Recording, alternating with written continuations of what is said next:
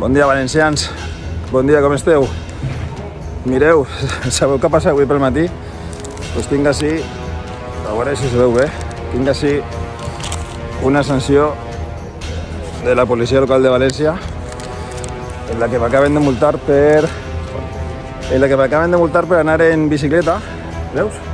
Vaig en bicicleta per un carril on ixen els cotxes dels garatxos. Segons l'ordenança municipal, pues pareix que està prohibit anar en bicicleta i per tant pues, tinc una sanció fantàstica del senyor Ribó i del senyor Carecci. Esta és la València moderna, esta és la València que tenen pas valencians.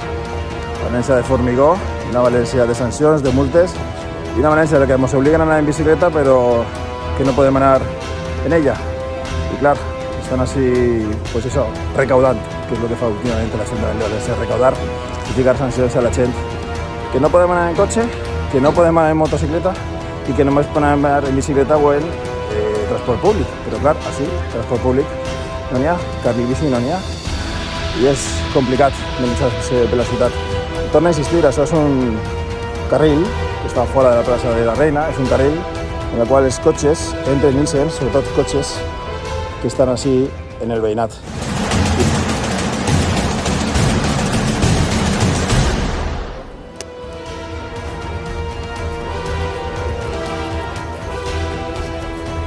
En este model de València Ciutat de Places que fa que, entre altres coses, pues, estem en la final de la capitalitat europea verda i són per coses com aquestes, perquè això ha estat un dels punts forts. Recuperació per vianants, reducció del trànsit motoritzat, impulsa la bicicleta, reducció de la contaminació, impulsa la bicicleta... En definitiva, crec que aquesta plaça serà una de les places que seran indicadores junt a la plaça de l'Ajuntament quan estiga definitivament, però ja en aquests moments que indiquen que València està caminant d'una ciutat pensada pels cotxes a una ciutat pensada per les persones. València és la capital, com a mínim espanyola, de la bicicleta.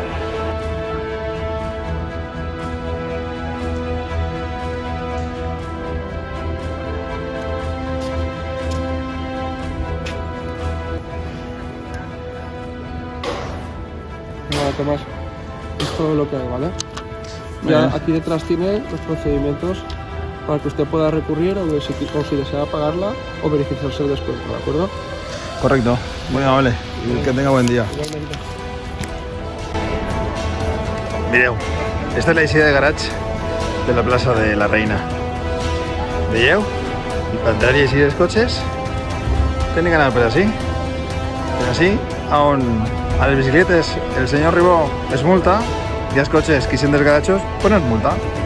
Esta és la València de Ribó, la València sense trellat, la València abandonada.